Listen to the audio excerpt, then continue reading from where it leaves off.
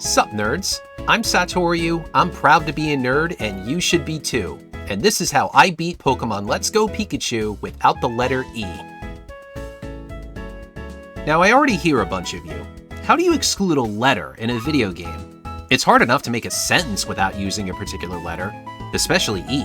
It's the most common vowel, hell, the most common letter in the English language. It's the vowel they give you in the bonus round on Wheel of Fortune. I've already used it nearly 50 times in this script, and I'm supposed to go through a whole game without it? Well, it's never truly possible to avoid E entirely. We could list things in the game or things to do in the game with E all night long, and still there will be comments on things that were missed. You used this, you did that. So let's keep our definition as focused as possible, both to avoid confusion and to save my sanity. First off, I cannot have any Pokemon with an E in their species name registered as caught in the Pokedex. This doesn't just mean obtaining one by throwing a ball. Evolving them and receiving them as gifts also count as caught in this case. So put another way, I can't own any such Pokemon. And yes, the species name is specified. Doesn't matter if that Pidgey is named Mark, Julia, or Booty Butt, it's still a Pidgey, and Pidgey has an E. Second, no moves with an E can be used in battle. Having them on the Pokemon is fine. Most of the time it will have at least one when you catch it. As long as the move never contributes to a fight, it's okay. Third, no items with E can be used. Again, having the item in my bag is fine. The rival and other NPCs will give them to me all the time. Selling items with E is also not allowed, because I would technically be gaining an advantage from selling them. Key items are exempt from this because you definitely can't get anywhere without them. There's one more rule for this challenge beyond the E restrictions. Only Pokemon from this game and this save file are allowed. No trading, whether it be local or online, and no transferring in from Go or Home. Now that the parameters are set, let's talk about what makes the challenge so unique in this game.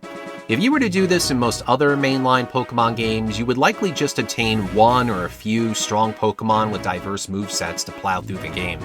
Maybe a couple extra things such as HM users. But overall, you wouldn't be catching much at all. Let's Go is very different in this regard, and it's all because of this guy. Every gym has a requirement before you can take on its trainers. Some of these requirements existed in the other Kanto games, such as needing to cut down the tree in front of Lieutenant Surge's gym. Others require having a Pokemon of a particular level or type. But Koga won't let you in until you have 50 Pokemon caught in the Pokedex. That's a whole third of them! Is getting to 50 with all these restrictions even possible? Obviously, yes, I told you at the beginning that I succeeded, but let's see how I figured this all out to begin with. So naturally, from the first 150 Pokemon, we cross out the ones with E in their name, and I just shake my head how this pans out. There are 81 Pokemon with E in their name here, so the number of Pokemon left is 69.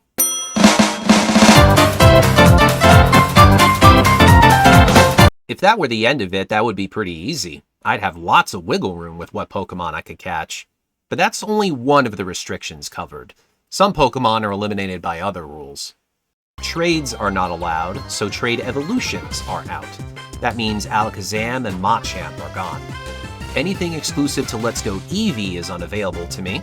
That rules out Arbok, Vulpix, Coughing, and Pinsir. If something is not available in the wild, and I would need to level up an E Pokemon to get it, that's not allowed. So no Sandslash, Hypno, Marowak, or Omastar. Next is kind of a tricky one. Because I can't use items with E, I can't use evolution stones. So if they're not out in the wild, and I would need to use a stone to get them, that's no good. So bye-bye Raichu, Wigglytuff, and Poliwrath. The Dome Fossil also has an E in it, so Kabuto, and by extension Kabutops, are gone. Finally, anything I can't obtain before fighting Koga is not an option. Nidoking is on Route 23, but getting far enough north to reach it requires Koga's Soul Badge. As for Charizard and Lickitung, they can only be caught once the Elite Four is defeated, and that's way too late. So that leaves a grand total of 51 Pokemon I can catch. It is unbelievable how conveniently this panned out. Kind of funny even. There's even 1 degree of freedom in there. I streamed this whole playthrough on Twitch. Come watch me sometime. It may not always be Pokemon, but I do cool things. I actually started this challenge on Pokemon Day, February 27th, which is also my birthday. I had never done any kind of Pokemon challenge run before this, and I didn't reveal what the challenge was until the day of, so this was a very special stream for me indeed. Also, let me give credit to Seer, who was the inspiration for doing this challenge. Their video was the first I saw of playing Pokemon without a particular letter. In this case, they played Pokemon Red without A or E. It was such a unique and crazy idea, and it got me thinking how this type of restriction would work in other games. I'll also say that between doing the challenge and releasing this video, Papa C has also done a no-letter challenge. I definitely recommend checking both their videos out. So, our rules are set, our bounties are listed, it's time to actually execute. As the title of the game says, let's go. The game starts with naming my player character. I picked the girl because she's cute and reminds me of my favorite player character, Hilda. Her official name is Elaine, but that has E's in it, so I truncated it to Lane. Next is the all-too-common nowadays nice guy rival. His name is Trace, so I shortened it to Track. My first thought was to get out of the small town I've been trapped in for the first 10 years of my life. But as I reached the grass on Route 1, Professor Oak stopped me, as if to keep me in my familiar prison. Suddenly, a Pikachu approached us. Oak was still recovering from his second Tommy John surgery. That's a baseball joke. So he tasked us with catching the Pokemon and... oh. Those are Pokeballs I have to use. That looks like an E in that name. Did I mess up the challenge already? Well, upon closer inspection, that's not quite the E I listed in the rules. I don't know what letter that is. It's something beyond my small American understanding. Certainly not a key I can find on my keyboard. So, I guess it's allowed. All kidding aside, throwing a Pokeball here is absolutely required. And I won't have access to Ultra Balls for a long time, so I had to make that distinction for the challenge to work. Incidentally, if Flabébé was in the game, it would be okay to catch. So I have my starter, I have my Pokedex, I have my mother's blessing to explore the outside world, so to Route 1 proper. There are only 3 Pokemon available on this route, and Pidgey has an E in it, so I can only catch Rattata and Oddish. Pokedex count is already up to 3. After collecting the parcel from the Viridian Center Pokemart attendant, I get a very convenient warp back to Oak. In the lab, Track challenged me to a fight. He had a disgusting little thing called Eevee. That has a whopping 4 E's in it. Gross! Here's where moves come into play. Pikachu can growl and tail whip, but it doesn't have a damaging move I can use yet. So I just nerfed Eevee's offense a bit before switching into Oddish. Oddish's one move right now is Absorb, and that's absolutely legal here. It's not a strong move, but it heals Oddish a bit each time. Eventually Eevee fainted and I got my first win as a trainer. It's not required to win this fight, but I figured I could take advantage of the extra money and experience points.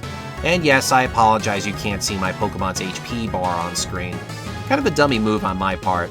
Sorry. Before advancing north through Viridian, I pit stopped on Route 22 for both genders of Nidoran. Male showed up first, female was shortly after. Spearow is also here, but like Pidgey, it's not allowed. Then I headed north to Viridian Forest. There are lots of new Pokemon here, but most of them have E's. There are Pikachu here, but no wild one is going to top the one I have already. The only one of the bugs that are legal is Kakuna, and when I found one was the first time I took advantage of playing in co-op. By throwing 2 balls with each Joy-Con, I get 2 bonuses. The probability of catching the Pokemon is increased, and the amount of experience points gained from the catch is doubled. To do this, I had both Joy-Cons in the controller shell. This way, just one throw motion is done for both controllers, so it should always perfectly sync the throws. That's not foreshadowing anything, I promise. Anyway, this is an incredibly easy way to level up Pokemon quickly. By the way, the support trainer's name here is not Chase, but Chaz.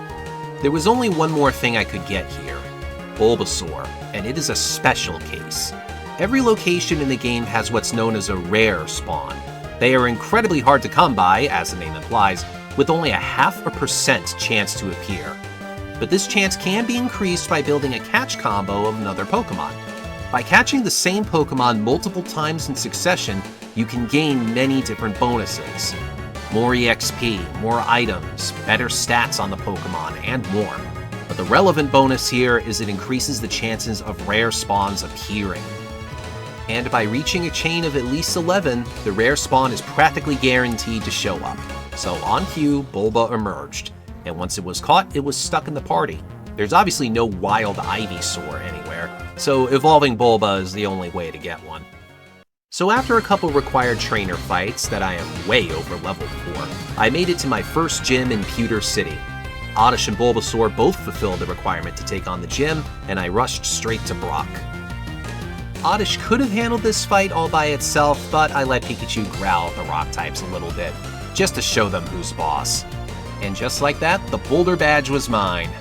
On the way out, I'm greeted by the original Jerk rival. I guess if you take E out of blue, it's still blue. I then went to the mart to get some more balls and potions in preparation for the Mount Moon trip. There's nothing to get in the grass on Route 3, but in the Pokemon Center, a man was selling a Magikarp for a measly 500 Pokédollars. While I could just catch a Magikarp later when I can surf, Gyarados might be useful down the line, so why not get it now? There's a couple things I needed to get inside Mount Moon. First that showed up was Zubat. It's the only flying type I had access to at the time, so I figured it would be very nice to have. Second was Paris, which is exclusive to Mount Moon. It's not very useful in this run, so it's just going to take up space in the box. Or I guess it's more like the Cloud, now that you don't need a physical computer to store your Pokemon anymore. After beating Super Nerd Miguel, I was required to pick up one of the fossils to proceed. But while I thought about which one to pick up, an Onix appeared. I was expecting to just get it in Rock Tunnel, where it's a little more common, but I wasn't about to turn down this bonus. Afterwards, the question is now, which fossil do I get? Which fossil do I get? We all praise Lord Helix, but Kabuto does not have an E in it. Not that I'm going to revive the Dome Fossil, because Dome Fossil has E in it, and I think we're not going to use it. Next is the first fight with Jesse and James. I don't have any Psychic or Ground moves yet, so I could only go for neutral damage here. Nidoran Male got a little time in the spotlight here, but spoilers, neither Nido is going to factor in much for the rest of the game. I had assumed Route 3 and 4 had the same encounter tables, but what do you know, Psyduck is here. I plan on keeping it around for a while. Golduck is pretty underrated in my opinion. Its moveset is fairly varied for this challenge, and unlike Magikarp and Gyarados, it has a water move right away, so it'll help for any fire types coming up. In the Cerulean City Pokemon Center is the first Move Tutor. These guys give the starters absolutely busted moves, completely unique to this game. And the move Pikachu gets here, Zippy Zap, is a game changer. Pretty much every other electric move in the game has Thunder in its name, meaning they're illegal. So this is Pikachu's only stab move. But even if there were other electric moves, Zippy Zap is still worth using. It's a +2 priority move, meaning it goes before even Quick Attack, and it always crits, so it's essentially a base 75 power move. It's so good, and Pikachu was already at least level 15, that I immediately went for Misty. And just as you would expect, Pika shred through both her Psyduck and her Starmie. Another badge, no problem. After the fight, Nidoran Male evolved into Nidorino, bringing my total up to 13. And unlike Brock, Misty gave a useful TM in Scald. A base 80 water move this early in the game? You know I'm teaching it to anything I can. None of the fights north of Cerulean posed any issue, but Trax Oddish was kinda tricky because the Pokemon I had in the party at the time didn't have a super effective move for it. Zubat had Wing Attack, so in hindsight, that would have been the Mon to use here. And it's actually not the last mistake I make with Zubat in this playthrough. After Track 2, Nidoran Female evolved into Nidorina. I made it up to Bill's house where he asserted his dominance as a Nidorino and gave me SSN tickets for rehumanizing him. Next, I headed back down to Cerulean and played a little Detective Pikachu. Don't worry, Ryan Reynolds here is going to figure out what happened.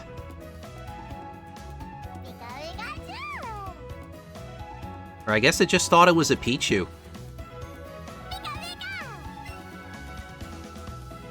Oh, Oh, that's where you think the perpetrator went? Through this giant fucking hole in the wall?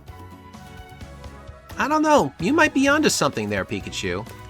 The rocket fight afterwards is optional in this game, but I absolutely wanted the Dig TM. There's an electric gym coming up, and a ton of Pokemon can learn the move. The 4 routes around Saffron City have similar encounter sets, but I found both the available catches on Route 5. Jigglypuff and Abra, after it ran away once. After Track got me horribly pregnante, seriously, bad touch dude, I accidentally fought a gentleman on Route 6. He gave me a lot of money though, so I'm not going to complain much. Alright, if we want to skip these trainers here, we have to run dead center straight down. I don't know if you know this, but that's hard to do on a Joy-Con. I just have to like line it up here. It's almost like, you know, if there were notches, this would be a lot easier.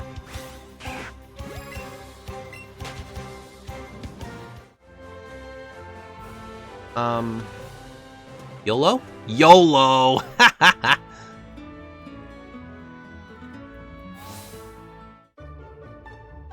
I know I'm going to run into them on the way back. After putting my sailor duds on and boarding the SS Anne, Track wanted to fight again. I was actually a little underleveled for this fight. Zippy Zap didn't one-shot his Pidgeotto, so my Zubat took a death. For some reason, I didn't reset to try to get Zubat some experience. Track's Oddish again took a bit of effort, but I eventually knocked it out. Rub, rub, rub, rub. The captain then taught Pikachu the cut equivalent of the game, Chop Down. Before going into the gym, I detoured to Diglett's cave. I did not at all remember that most of it was blocked before you beat Surge. Not a big deal though, I could still look for Pokemon in the small area available. There are only 3 Pokemon in this tunnel. Zubat, which I already have, Diglett, which has an E, and the 5% spawn rate Dugtrio. Having a fully evolved ground Pokemon for Surge's gym sounds like a no-brainer, right? So I began searching, and of course, it took a while. Here's the 3rd spawn. I got a Chansey before fucking Dugtrio. You butt fucking kidding me? Eventually, it did show up, and once it was caught, it immediately went into the party. Not just for the gym, but Bulbasaur evolved, so there was an open space available. Before fighting Surge, I took on the gentleman in the gym for a little extra money and experience. It's good that I did, because I realized I didn't teach Dugtrio Dig yet. That would have sucked. The fight with the lieutenant went just as you'd expect, lots and lots of digging. With my 3rd badge in tow, I exited the gym to find Misty here in Vermilion. I did not remember this event either. How did I forget so much of the normal sequence in this game? She offered to take me right to Diglett's cave, but I declined to go shopping first. I'll admit, the only other reason I'm doing this is because I'm a baby and I don't want to go through Rock Tunnel in the dark. I don't know what I'm doing there. The cave led to the right side of Route 2, where one of Professor Oak's assistants apparently lives. He taught Pikachu Light Up. Afterwards, I backtracked towards Cerulean City. Hey, remember those 2 trainers at the bottom of Route 6? Ah, see, I told you. I told you I wasn't gonna get through them the second time around. After catching a wild Nidorino for some extra experience, Oddish evolved into Gloom. I also caught a few more Nidos and a new Pokemon, Krabby, bringing my total to 20. I then got surrounded by Team Rocket. Lorelei took on 3 of the grunts on her own, so I just had to deal with one straggler with Eradicate. I started out Rock Tunnel by catching a couple Golbat. They give good experience, and they're at higher levels than my Zubat. But using one of these Golbat instead of letting my Zubat evolve has some downsides. These Golbat do not have wing attack, so no flying moves for a while. And upon evolution, Golbat learns Crunch, which is one of the only dark moves available to me. It would have been really nice for those Psychic and Ghost types. So, yep, in hindsight, not evolving my Zubat was another blunder. Now for some new stuff in Rock Tunnel. After the Golbat was Rhyhorn, which I knew I wanted to keep around for the rest of the game. Before it evolves, it is a great ride option. Remember, there are no bikes in this game, so if you don't want to walk everywhere, you need a Pokemon to carry you around. Of the 18 Pokemon that can do that, the only other one I've had access to at this point is Onix. And while it's pretty badass to ride atop a giant boulder snake, it's not very fast. Rhyhorn has the hustle and the better moveset, so it wins. We can't catch a wild Rhydon, these nuts, so we need to level this up. And by royal decree from Queenie BB, I had to nickname it after I made that very obvious joke. So he became known as Deez. Just before that, though, I found a Machop, and that left only one more thing to find down here. Kangaskhan. This one is a backbreaker. It has a 1% encounter rate, so I knew I was going to be looking for it for a long time. So I decided to catch combo Machops along the way for more experience. During the grind, Magikarp evolved into Gyarados, and Abra evolved into Kadabra. I'm halfway done with my catches! Also, this happened. But let's see if we get... Oh my god! Oh, hell yes! Damn, I was even just thinking about how the catch chain needs to go to 31 for shiny luck to increase, but didn't even need it. This is only 10. Oh, shiny fucking even in this. Oh my god. Nightshade I can't use, but oh my god. It's still happening. It's still fucking happening. The shinies keep finding me. So again, let it be known, I found a shiny Pokemon before Kangaskhan. It took half an hour of being in Rock Tunnel for Kangaskhan to appear, but finding it was only the first step. Its catch rate is very low, so it's tough with just Pokeballs. And I was actually running out of balls because of the grinding beforehand. So predictably, it ran away. I only had 4 Pokeballs left after it ran, so that was actually kind of convenient. At the time, I didn't know of an NPC in Rock Tunnel that gave you free Pokeballs if you ran out, so I hoofed it back to Cerulean City to buy more. I re-entered Rock Tunnel at a little under 3 hours 9 minutes. 10 minutes later, no luck.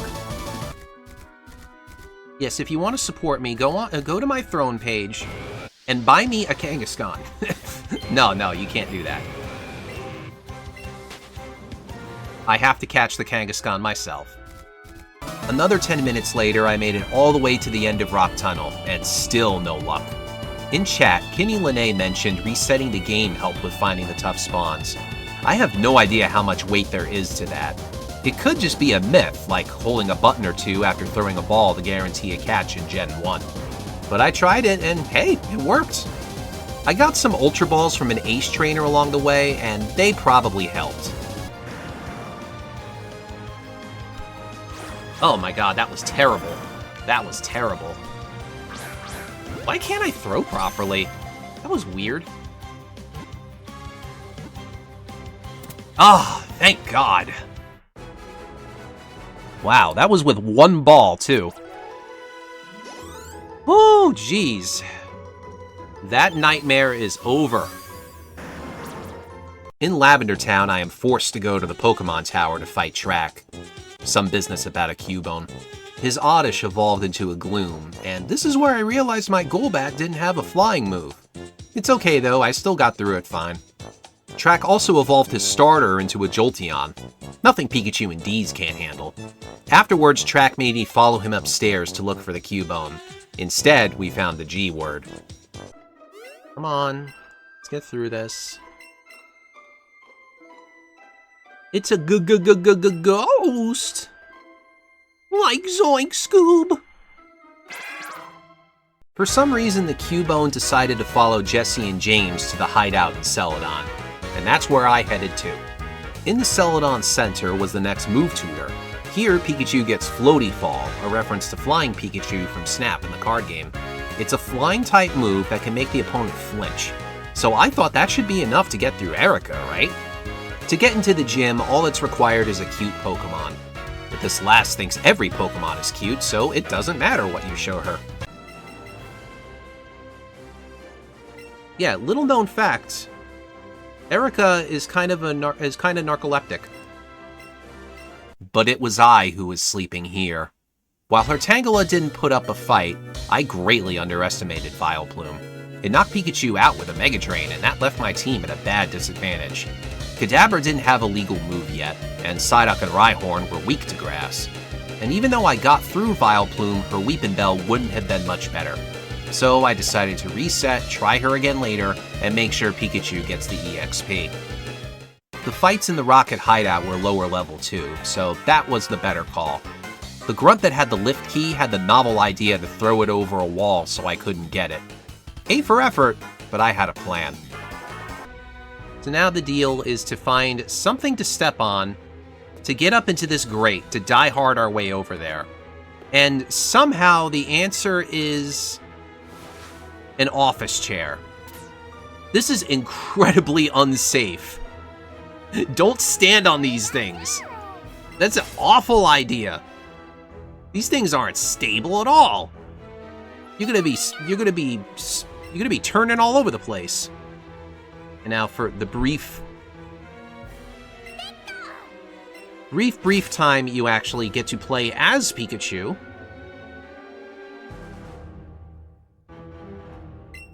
Oh, you actually have to push confirm to do the walk on the pipe. Don't talk like that. Jesse and James are gonna hear you.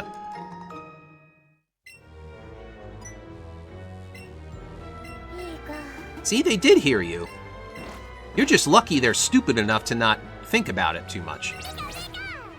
After a quick run back to the Pokemon Center to heal up, I took the elevator to the bottom floor and encountered Jesse and James again. Their Ekans and Coughing evolved since the last time I saw them.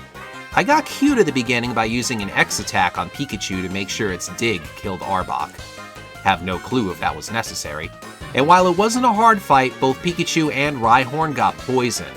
So I had to run to the center yet again before the next fight. Remember, antidotes are not allowed. And the next fight is a super cool callback. Or call forward, actually. It's Archer, one of the Rocket admins from Heart Gold and Soul Silver. He also had a Weezing, but it thankfully did not poison me. I thought his Golbat would be a one-shot, but it survived on 1 HP. Kind of annoying, but whatever. Giovanni was the last fight down here, and the easiest, actually. So with his defeat, he gave me the Sylph Scope and released the Cubone he was holding on to for whatever reason. Outside the game corner, some guy showed me his wonderful invention, a training potty with a bunch of balloons on it.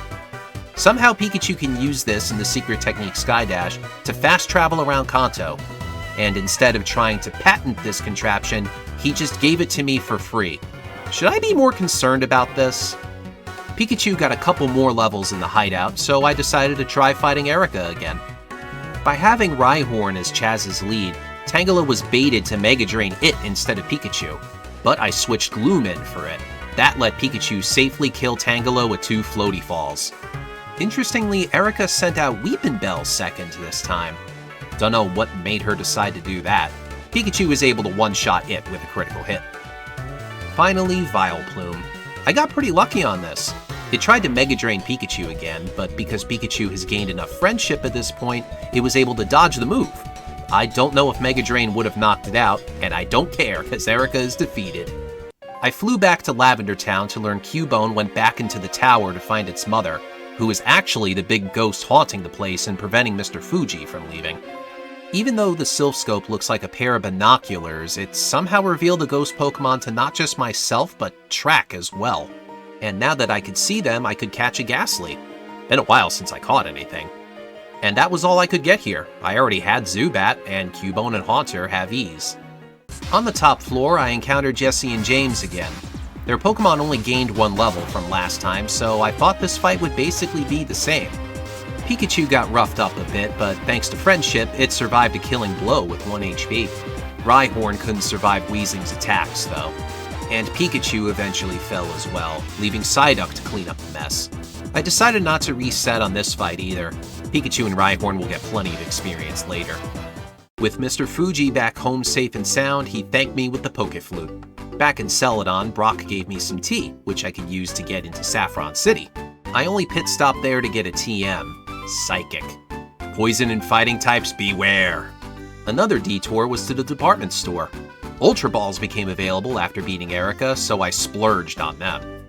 It was finally time to go to Route 16 and wake the Snorlax up with my fat beats. Snorlax is kind of unique in this game in that it has to be defeated in battle before it can be caught, and it starts the fight with a boost to its defense. Kinda reminds me of the Totem fights in Alola. Just when I thought the fight was going smoothly, Snorlax decided to rest with very little health left. Annoying, but still not too bad a fight. The Ultra Balls helped with catching it too. Afterwards, I cut my way to the grass on the route to catch Dodrio and Doduo, bringing my total up to an even 30. Also up here was the house with Fly. It may only be a TM now, but at least Golbat finally has a flying move to use. Route 17 is no longer a cycling road, and no longer downhill. Instead, more catching. The first new encounter here was Rapidash. It's a very fast ride Pokemon, but it doesn't have a lot of moves I can use, so I'm sticking with D's. It took a while, but I found and caught Ponyta as well. If I hadn't already gotten Doduo and Dodrio, they're on this route too. Eevee is also exclusive to Route 17, but I wanted no business with that thing. At 5 hours flat, I reached Fuchsia City. Obviously the gym is out of the question at this point, but there are 2 secret techniques to learn here. Pikachu learned Sea Skim and became a surfing Pikachu, just like my boy Puka from the anime. Yes, I know Sea Skim has an E in it, but you can't avoid using it. Also, after getting some gold teeth from Jessie on the beach, the former Safari Zone warden taught Pikachu Strong Push. To the east on Route 15 was the home for Tauros. Its odds are kinda rough at 5%, but what makes finding it really difficult is the small patches of grass. Its catch rate is pretty low too, so even though this first Tauros showed up pretty quickly, it ended up running away. And so did the second. But the third decided to stay in. All in all, 3 spawns in 15 minutes was better than I expected. Thank God I didn't have to look for Scyther. Next on the list of encounters in very small spaces was Poliwag in the little ponds outside Bill's house. I didn't even know things could spawn here before researching for this run. No issues catching this thing. Poliwag was just a breather before the real challenge. Dratini notoriously only appears 4% in the incredibly narrow paths of water on Route 10. So not only are you dealing with Magikarp and Tentacool most of the time, you can't easily navigate around them without stepping back on land. And even if it appears, you can't use a second controller to boost your catch odds. It is truly miserable. I think we're just gonna go... I mean, technically it can appear in all of this vertical part of the water as well, but I don't know, I feel it's easier. Wow, that was fast. Holy shit. That was so lucky. That is so lucky. That luck was a mere tease, though. The Dratini ran away, so I had to go through the normal slog of a hunt anyway. If I did have to go on land, I made the best of it by visiting the power plant. Voltorb is a required catch here. Zapdos is also exclusive to this spot, but I decided it would be the one Pokemon on the list I would not catch. I have to catch one of the legendary birds, which, as you know, have extremely low catch rates. And Articuno at least has Blizzard as an available move if I really needed it. Zapdos had no stab electric moves, so catching it would be a lot of effort for no payoff. Anyway, after Voltorb, I went back in the water, and this happened. I'm calling it. I find a shiny here before another Dratini. I'm absolutely calling it.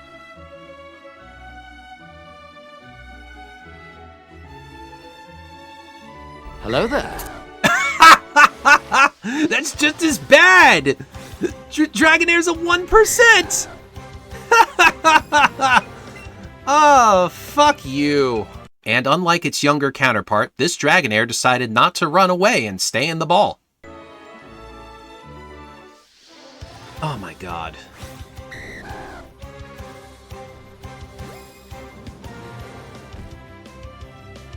That's disgusting, video game. That is incredibly rude. If my model could give the middle finger, I absolutely would. Just to remind you that a catch combo of even 1 increases the spawn rate of what you just caught. Anyway, with the big noodle caught, I no longer had to level up a baby noodle, but I still wanted to catch a Dratini instead of going for Zapdos. Even after catching another Voltorb to reset the catch combo, another 1% Dragonair showed up. And that's when I tried saving and quitting again. Oh my god. Maybe this is the method.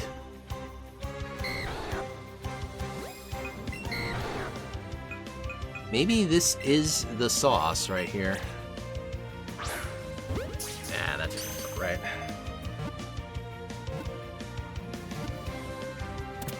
Burst ball, too. Wow. I've never heard of that before. Thank you, Kinney. So with that nightmare over, I began heading over to Cinnabar Island. Along the way on Route 21, Staryu was available, so I picked it up. The Staryu was extra beefy, so it gave enough experience for Psyduck to finally evolve into Golduck. After a quick shop trip, I entered the mansion. 3 catches are here. Magmar, as you can see, was first, and it's exclusive to this area. Next one didn't appear until I got to the basement. Ditto isn't exclusive to the mansion, but the only other spot to catch one is Cerulean Cave, and that's obviously not accessible. Immediately after getting Ditto, Muck poofed in. It didn't show up when I was in the power plant, so I had to get it here. On the way out, I saw a glowing Muck and decided to catch it. Rhyhorn died in a trainer fight earlier, so I wanted to give it some extra experience points. And boy, did this decision pay off. I'm actually going to take a shot at this.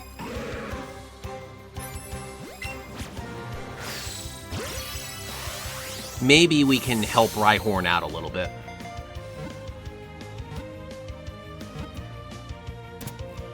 Okay, wow. Muck is being a bro today. Oh, look at that! Whoo, man! Maybe the other one wasn't a double XL. This certainly is, though. 10,000 experience points? That is a lot. Wow! That also got Poliwag way past level 25, so it evolved into Poliwhirl. That meant Rhyhorn was the last Pokemon I needed to evolve. I didn't feel ready to try fighting Blaine yet, so I instead flew to Fuchsia City. I forgot about the move tutor that was there. This one teaches Pikachu Splishy Splash, which is the same as Surf, except with a chance to paralyze. And being a water move, it will help when I do decide to go to Blaine. The Fighting Dojo's levels were much lower, so I went there next. Pikachu took care of all 5 fights with no effort, and the reward for beating the Karate Master is your choice of Hitmon. Lee has ease, so I took Hitmonchan. The last place I had to catch Pokemon in was Seafoam Islands. While I wondered if I entered from the wrong side, Slowbro spawned on top of me. So, 1 catch down. I realized I could get to the other entrance from there. And when I did, Jinx appeared.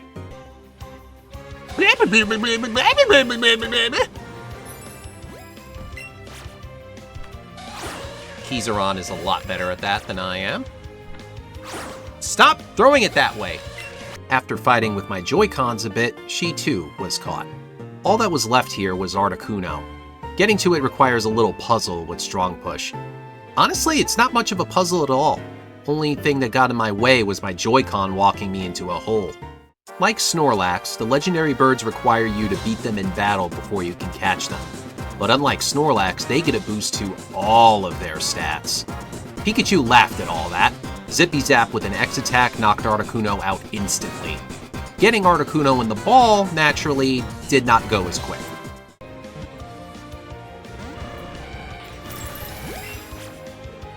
I hope now you see why I don't want to fight, why I don't want to do Zapdos. 1 bird is enough.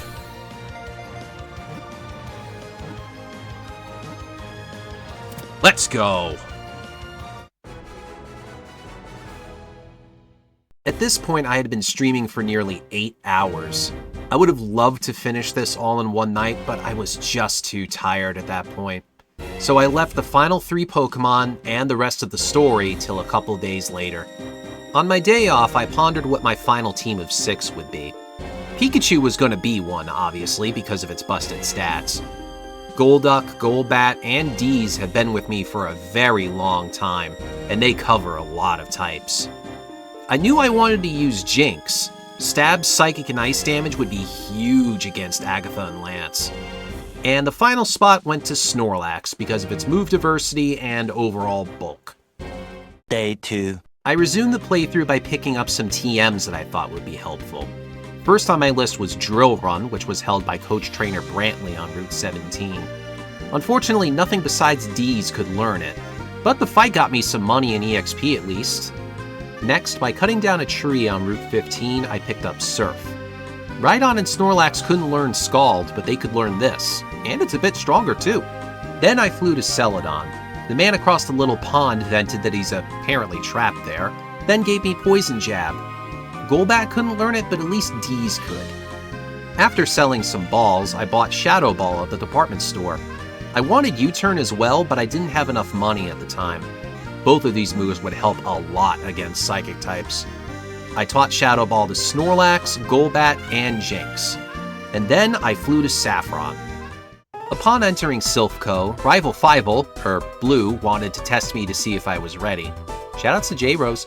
U-Turn would have been great against Exeggutor, but Pikachu and Jynx handled it just fine.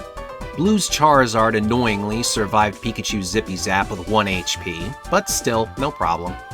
After healing my burns, Track and I took on Archer and a Grunt on the 5th floor. Archer started the fight by having his Electrode self-destruct, which really only helped us get rid of the muck. Weezing blocked my first dig with a Protect, then it survived the next dig on 1 HP. Kinda irritating, but we got through the fight. With the card key in hand, I climbed to the top floor. Jesse and James met me before I could reach the president's office. Jynx using Psychic made the fight pretty dang easy, and that's the last we see of Jesse and James in the run. I miss them already. Giovanni went down easily as well.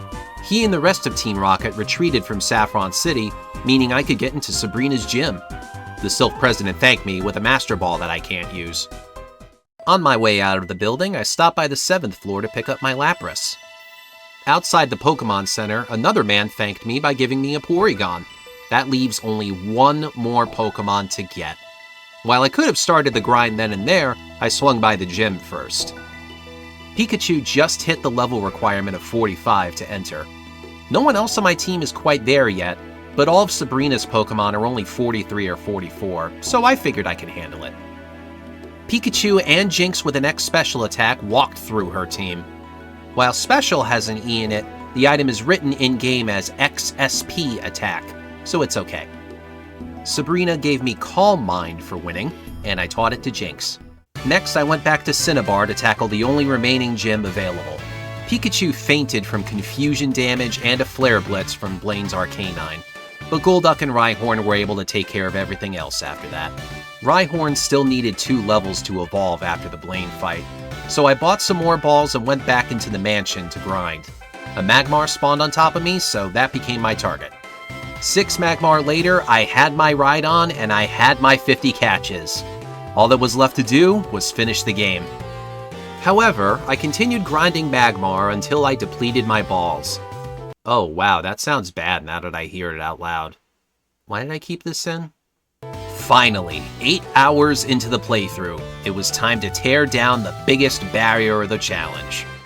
After stumbling around the invisible walls, the fight with Koga began, and it ended very quickly thanks to Golduck and Jynx. The door to the Viridian Gym was locked, so Track and I went to Professor Oak's lab. He didn't have the key, but he and Blue gave us Megastones that I can't even use. That diversion took enough time for Giovanni to open the gym up. Golduck more or less tore through the gym on its own. Jynx ran support on the fight with Giovanni himself, but I'm not sure how necessary that was. Either way, all 8 badges have been obtained. Track wanted to fight again on the way to Victory Road. You'd think he'd learn by now, but I steamrolled through him, save for Jolteon's Pin Missile knocking out Jynx. Victory Road was pretty uneventful. Only thing of note was I picked up the Blizzard TM and taught it to Snorlax. After a bit of prep work, the Elite Four gauntlet began. Pikachu and Snorlax shredded through Lorelei. Lorelei was no problem at all. I was the one doing the stepping on. I'm the Ice Mommy now. I ruined my fucking joke. I expected Bruno to also be a joke, but his Hitmonchan knocked out Jynx with a Fire Punch. I absolutely could not afford losing her, so I had to reload my last save. After fighting Lorelei the exact same way, I tried Golduck against Bruno instead. I had Golduck dig against Hitmonchan, fearing a Thunder Punch, but it used Ice Punch on Pikachu instead. So confusing, but I'll take the W, I guess. Next was Dripped Out Agatha. Seriously, what a glow-up she got in this game. Pikachu, Snorlax, and Deez were able to handle the fight just fine. And then there was Lance. I started with giving Jinx an X accuracy to help her land some blizzards. She ended up only ever using one against Dragonite. Pikachu handled the rest of his team. After a brief tease that Professor Oak was the final challenge, it was on to the final rival fight to determine who was the real champion of Kanto.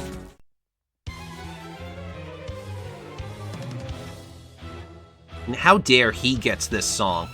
This is Blue's song, damn it. He doesn't deserve a song this badass. Against Track's Mega Pidgeot, I was out of Zippy Zaps, so I tried another X accuracy boosted Blizzard and it thankfully worked. Rapidash fell to a couple splishy splashes. Vileplume could have been dangerous, but a Floaty Fall and a Psychic got the kill before it got a hit off. Golduck would have fallen to Jinx, so I switched in Deez while Pikachu set up a dig. It and a Drill Run knocked it out on the next turn. My options for Slowbro were a bit limited. I brought in Snorlax just to take some hits, while Pikachu whittled it down. Golbat, the Forgotten Son, was swapped in to prevent Snorlax from dying. Pikachu finally got rid of the Slowbro with one last Floaty Fall. Track's final Pokemon was Marowak. Pikachu only got it to about half its HP. Boomerang really hurt it, so it tagged out for Golduck. Golbat missed an Air Slash, but Marowak missed its second Boomerang. Not that would have done a lot to Golduck, but it built some drama. One Scald was all that was needed to finish the fight. I have finally become the champion. Now here's Professor Oak to make it official. Lane, you've battled hard to become a Pokemon League champion. Let us record this great achievement of you and your Pokemon for all to remember. And you did it without using the fucking letter E. With a final time of 9 hours, 36 minutes, and 10 seconds, the No E challenge is in the books. Again, this was the first challenge I had ever done for a Pokemon game, and I had a ton of fun doing this. From the planning beforehand to interacting with chat along the way, it was all a great time. If you're in the mood for a different way of playing through Let's Go, I feel this is a good one to try. And not that I was really speedrunning this seriously, I know that final time can go way down with some optimization and better luck. This is also the first long-form video I've ever made. It took a lot of work, because I essentially learned video editing from scratch. So if you've watched all the way to this point, I sincerely hope you enjoyed it, and I thank you so much. If you could spread it around to others, I'd really appreciate it. You know how it is with small creators. Will I do another challenge like this? Possibly. If it does happen, I should at least be able to get it out faster, right? But until that happens, thank you everyone for watching, have a good night, or whatever time of day it is for you, and I'll see you nerds later.